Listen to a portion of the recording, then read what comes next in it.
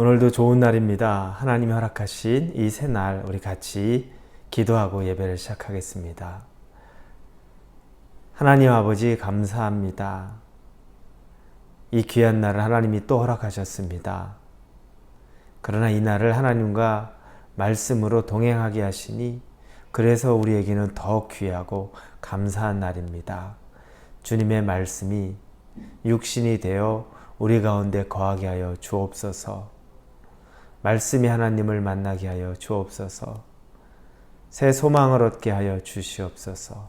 그리고 하나님을 경배하고 찬양하게 하여 주옵소서.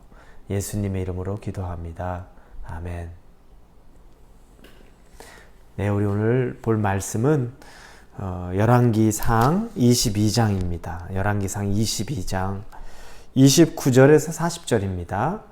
열왕기상 22장 29절에서 40절 말씀입니다. 우리 찾으셨으면 같이 읽겠습니다. 22장 29에서 40절입니다. 시작. 이스라엘의 왕과 유다의 여호사밧 왕이 길르앗 라못으로 올라가니라.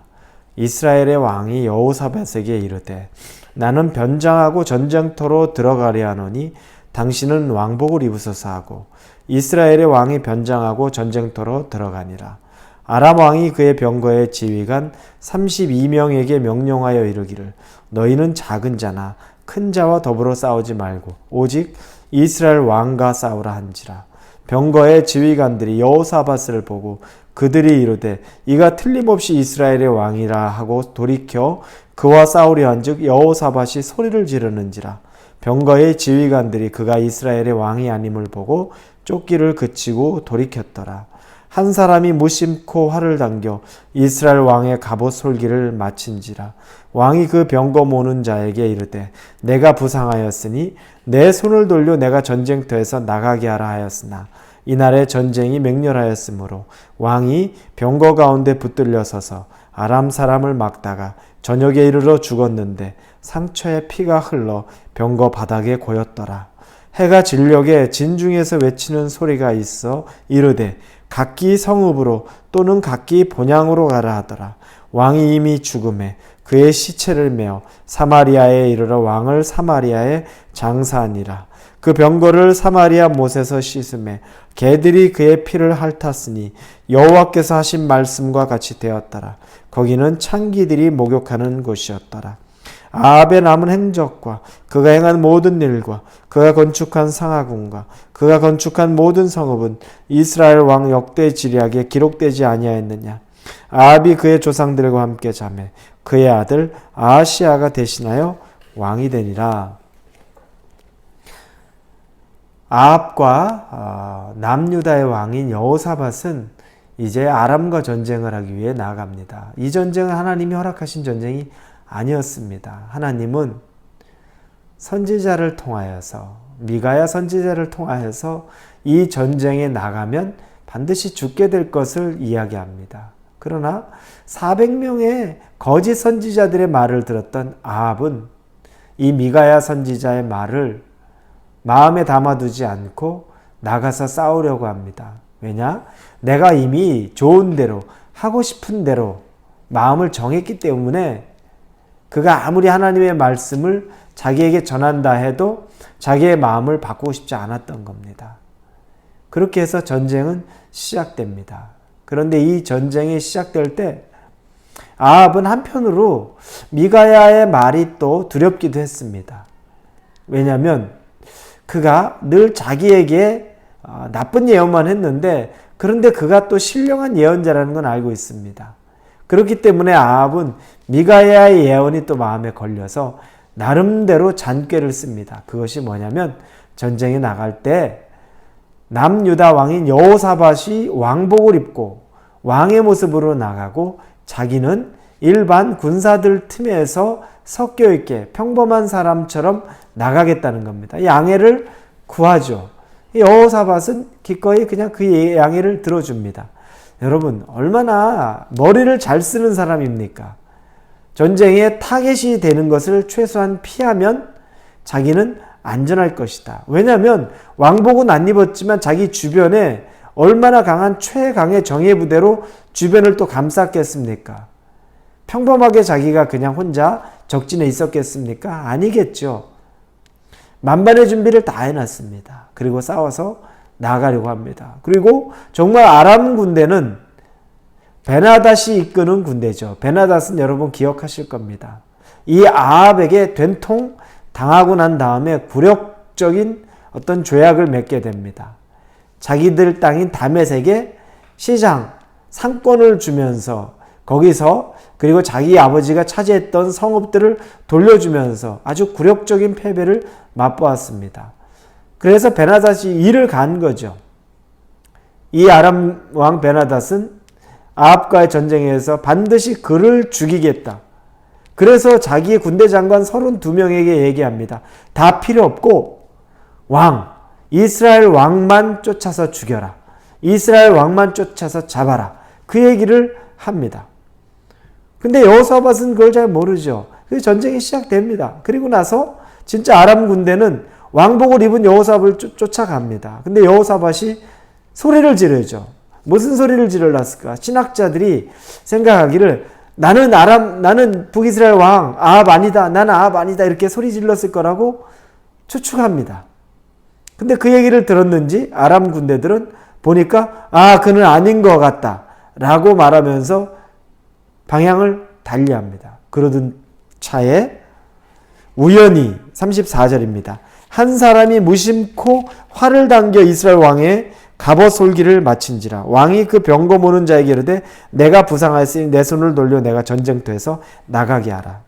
한 사람이 무심코 화살을 쐈는데 그게 갑옷 솔기 그 틈 사이로 들어온 겁니다. 그래서 아합 왕이 부상을 당합니다. 여러분 우연입니까? 우연이 아니죠. 이미 하나님은 선포하셨습니다. 이 부상으로 말미암아 아합은 죽습니다.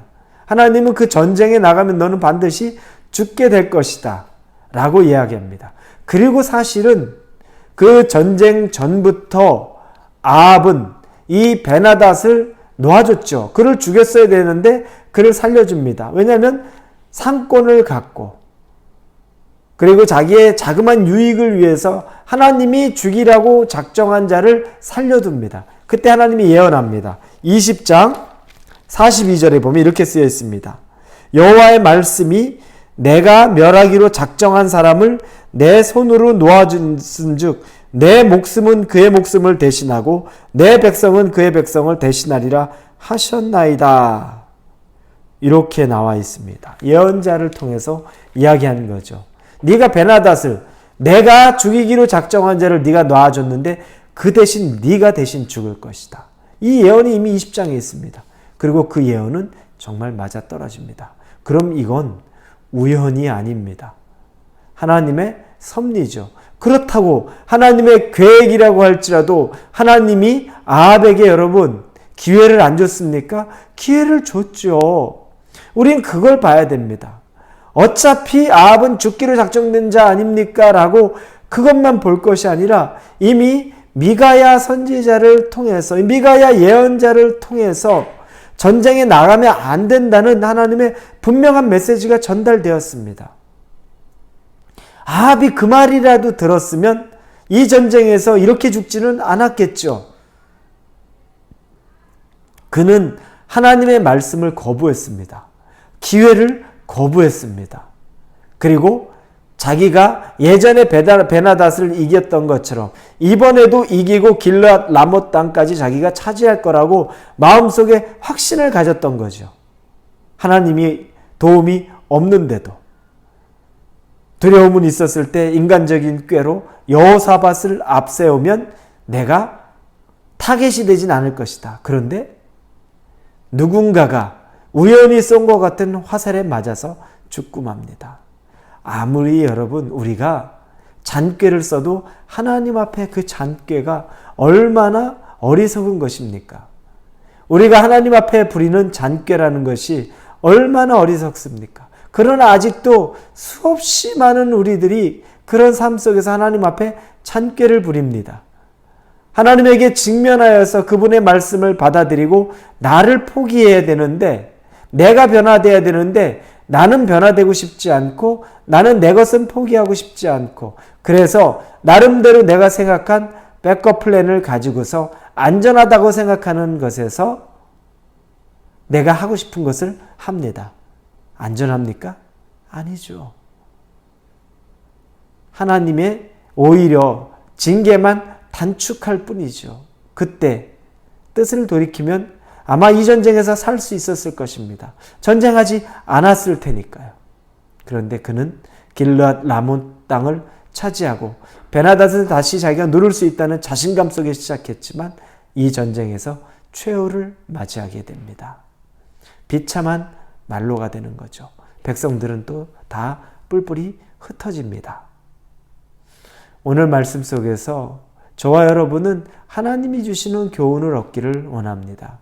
하나님이 우리에게 이미 말씀하시는 경고, 주의, 하나님이 허락지 않은 것이라면 우리가 뒤도 돌아보지 말고 포기할 줄 알아야 합니다.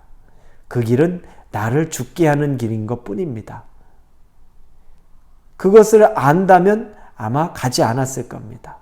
그러면서 우리는 잔꾀로 여러 가지 백업 플랜을 놓는데 그것 아무 효력이 없습니다.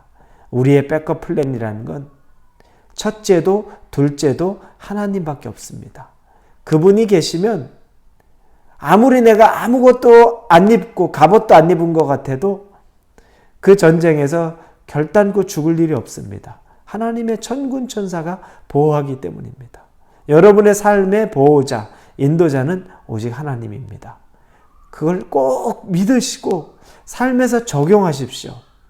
말씀은 들었는데 내 삶 속에서는 욕심을 버리지 못하고 내 삶 속에서는 내 것을 포기하지 못하고서 끝끝내 움켜잡고 있는 그 모습. 그러나 말씀을 들었는데 우리가 말씀을 아는데도 적용하지 않는 건 아무 의미가 없습니다. 우리에게 주시는 말씀이라면 삶 속에서 적용할 수 있기를 바랍니다.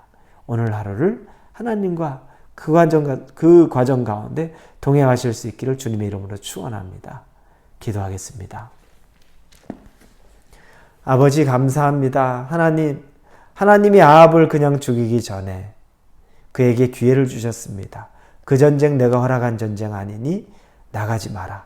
가면 반드시 죽게 될 것이다. 그런데 아합은 자신이 있었습니다. 자기에 대한 자신이 있었고 자기의 좋은 머리, 잔꾀를 가지고서는 살 수 있을 거라고 생각했습니다. 그런데 그는 결국 죽었습니다. 사람의 생각은 죽음을 이끌 수밖에 없습니다.